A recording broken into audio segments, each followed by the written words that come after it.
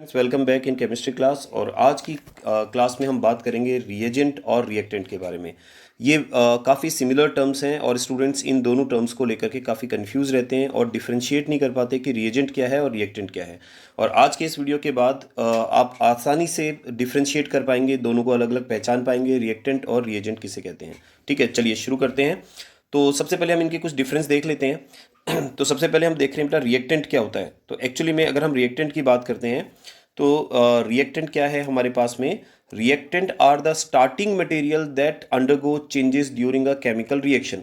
यानी किसी भी केमिकल रिएक्शन को आप जब स्टार्ट करते हैं जिन सब्सटेंस को लेकर के, ठीक है, उन सब्सटेंस को आप रिएक्टेंट कहते हैं। जबकि अगर हम रिएजेंट की बात करते हैं तो reagents are compounds that are added to a system in order to cause a chemical reaction.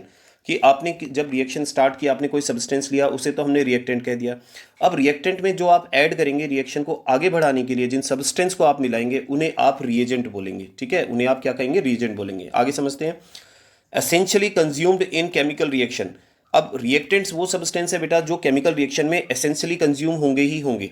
ठीक है, तो जो कंज्यूम हो जाएंगे उन्हें हम रिएक्टेंट कह रहे हैं। जबकि अगर हम रिएजेंट की बात करें, not necessarily consumed in chemical reaction. ठीक है, ये केमिकल रिएक्शन में कोई ज़रूरी नहीं है कि पूरी तरह से कंज्यूम हो सकता है कि ये बचे भी रह जाएं।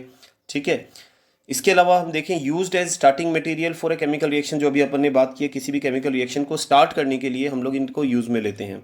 जबकि रिएजेंट की अगर बात करें, यूज टू मेजर, एनहांस और इनिशिएट अ केमिकल रिएक्शन।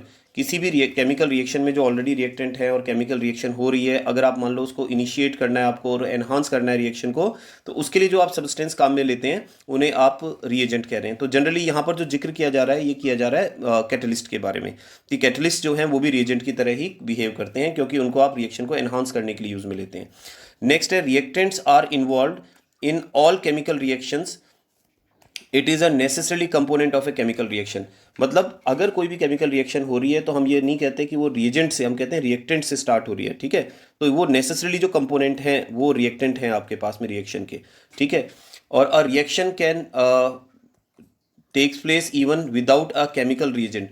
बिना केमिकल रिएजेंट के रिएक्शन हो सकती है। ठीक है, ध्यान रखना, रिएक्शन बिना केमिकल रिएजेंट के हो सकती है लेकिन बिना रिएक्टेंट के नहीं हो सकती। तो ये भी चीज़ ध्यान रखें कि रिएक्टेंट जो होते हैं ना, एक सिंगल कंपाउंड होता है बेटा, जबकि रिएजेंट जो होता है कैन बी सिंगल कंपाउंड और अ मिक्सचर ऑफ कंपाउंड्स का मिक्सचर भी हो सकता है ये। ठीक है, और आगे बढ़ा जाए तो जैसे कुछ एग्जांपल लिखे हैं मैंने रिएजेंट के, जैसे ग्रिग्नार्ड रिएजेंट होता है, नेस्लर रिएजेंट होता है, कॉलिन रिएजेंट होता है, फेलिंग रिएजेंट है, सॉलिन रिएजेंट है। ये सारे वो रिएजेंट हैं जो कंपाउंड हैं, they are mixture of compounds. ठीक है, कंपाउंड्स के मिक्सचर हैं जिनको अपन किसी केमिकल रिएक्शन को कैरी आउट कराने के लिए काम में लेते हैं। ठीक है, इसके अलावा और आगे बढ़ा जाए, जैसे हम एग्जाम्पल से समझने की कोशिश करते हैं कि रिएजेंट और रिएक्टेंट में क्या डिफरेंस है। जैसे हमने यहाँ एक रिएक्शन ली है जिसमें आपके पास में एक तो प्रोपीन है और एक HBr है। यानी HBr की प्रोपीन के ऊपर जो आप रिएक्शन करा रहे हैं, ठीक है, उस रिएक्शन में अभी हमारे पास में ये दोनों कंपाउंड जो हैं, इन दोनों कंपाउंड्स को मैं किस तरह से यूज में ले रहा हूँ, इनको मैं रिएक्टेंट कह रहा हूँ। फिलहाल ये दोनों ही हमारे पास में क्या है, रिएक्टेंट है। ठीक है, अब इस रिएक्शन में जब मैं पेरोक्साइड यूज में लेता हूं तो पेरोक्साइड एज अ रिएजेंट काम में ले रहा हूं मैं, क्योंकि पेरोक्साइड यूज में लेने के बाद में ये जो रिएक्शन है, इसके जो प्रोडक्ट हैं वो चेंज हो जाते हैं। ठीक है, तो रिएक्शन को चेंज करता है या रिएक्शन को हम कहते हैं रेगुलेट करने का काम कर रहा है। तो ये हमने पेरोक्साइड जो काम में लिया है वो हमने क्या लिया है, रिएजेंट काम में लिया है।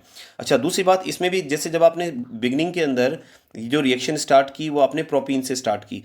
ठीक है, दोनों ही रिएक्टेंट है, लेकिन जब आप उसमें HBr को ऐड कर रहे हैं, ठीक है, तो HBr को आप रिएजेंट की तरह काम में ले रहे हैं। तो HBr एक रिएजेंट की तरह काम में आ रहा है जब आप उसको इस रिएक्टेंट में डाल रहे हैं। यानी हम ये कह सकते हैं कि अगर आपके पास किसी केमिकल रिएक्शन में दो रिएक्टेंट है तो दो रिएक्टेंट में एक रिएजेंट और एक रिएक्टेंट भी हो सकता है। दोनों रिएजेंट हो वो पॉसिबल नहीं है। ठीक है ना, तो यानी रिएक्टेंट जो है उन्हें रिएजेंट कहा जा सकता है। ठीक है, ये चीज समझे, लेकिन कोई जरूरी नहीं है कि सभी रिएजेंट को रिएक्टेंट कहा जाए। ठीक है, अब आगे देखें। जैसे आपके पास नाइट्रोजन है और नाइट्रोजन और हाइड्रोजन रिएक्शन करके और अमोनिया की फॉर्मेशन कर रहे हैं। ठीक है, तो इस रिएक्शन में देखो, आपने एक टर्म सुना होगा, लिमिटिंग रिएजेंट। लिमिटिंग रिएजेंट किसे कहते हैं, ठीक है। लिमिटिंग रिएजेंट आपने 11th क्लास के अंदर पढ़ा होगा, लिमिटिंग रिएजेंट क्या होता है। तो हमें पता है बेटा केमिकल रिएक्शन में अगर नाइट्रोजन देखा जाए तो 28 ग्राम नाइट्रोजन जो है वो 6 ग्राम हाइड्रोजन से रिएक्शन करता है।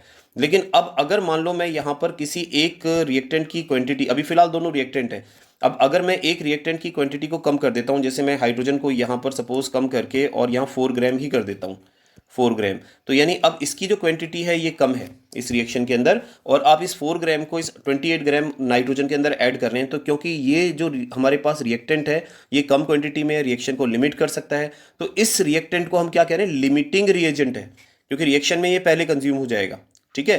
तो इन दोनों में से रिएक्टेंट में से हम रिएजेंट आइडेंटिफाई कर सकते हैं, कौन सा रिएक्टेंट रिएजेंट कहलाएगा। है तो दोनों ही रिएक्टेंट, लेकिन इनमें से रिएजेंट कौन सा है जो रिएक्शन को लिमिट कर रहा है, ठीक है। एक और एग्जांपल देखो आप यहाँ पर, तो let's see one more example. तो नेक्स्ट एग्जांपल में आप यहाँ देख सकते हैं बेटा, जैसे आपके पास इथाइल क्लोराइड है और इथाइल क्लोराइड के ऊपर आप OH का अटैक कराते हैं, तो इथाइल क्लोराइड जो है वो आपके पास एक रिएक्टेंट हो गया, ठीक है, ये एक रिएक्टेंट है। अब ये रिएक्टेंट जो है, इस रिएक्टेंट को बेटा हम सबस्ट्रेट भी कह सकते हैं, ध्यान रखना। और ये सबस्ट्रेट क्या करेगा, अपना कार्बन प्रोवाइड कराएगा इस अटैकिंग रिएजेंट के लिए। तो OH जो इसके ऊपर अटैक कर रहा है वो एक अटैकिंग रिएजेंट है, अटैकिंग रिएजेंट है जो इस सबस्ट्रेट के ऊपर अटैक कर रहा है। यानी जो ये रिएक्शन, इसमें दो रिएक्टेंट हैं आपके पास में, और एक रिएक्टेंट जो कार्बन प्रोवाइड कर रहा है उसको हम सबस्ट्रेट कह रहे हैं, और जो अटैक कर रहा है उसको हम रिएजेंट कह रहे हैं, ठीक है। तो आई थिंक ये चीज़ क्लियर हो गई होगी। इसी तरह से आप नेक्स्ट एग्जांपल देखो बेटा, ये आपके पास एल्काइन है और एल्काइन की रिएक्शन आप करा रहे हैं किसके साथ में, ये आपके पास जो कंपाउंड है that is called Tollens reagent. तो इस टॉलन रिएजेंट की जब आप इसके ऊपर रिएक्शन कराते हैं तो इस रिएक्शन के लिए एक तरह से वो रिएक्टेंट है जो रिएक्शन को आगे प्रोसीड करता है या एनहांस करता है। स्टार्टिंग मटेरियल तो आपने यही काम में लिया, तो इसलिए जो स्टार्टिंग मटेरियल काम में लिया इसको तो मैं रिएक्टेंट ही कंसीडर कर रहा हूँ, ठीक है, इसको रिएक्टेंट कंसीडर कर रहा हूँ। लेकिन इसको क्या कंसीडर कर रहा हूँ, इसको रिएजेंट कंसीडर कर रहा हूँ, ठीक है। तो आई होप बेटा इस वीडियो से आपको काफ़ी हद तक रिएजेंट और रिएक्टेंट, ठीक है, दोनों में डिफरेंस समझ में आ गया होगा, क्योंकि ये काफ़ी कंफ्यूजिंग टर्म थी। मोस्टली स्टूडेंट्स मैंने देखा था कंफ्यूज रहते हैं इस टर्म को लेकर के, इसलिए हमने ये वीडियो बनाया। तो अब नेक्स्ट हम वीडियो देखेंगे जो आप इससे रिलेटेड कोई दूसरी टर्म्स होंगी जो जिसमें मोस्टली स्टूडेंट्स कंफ्यूज रहते हैं। फिर मिलते हैं, ठीक है, नए वीडियो के साथ में। तब तक के लिए बाय।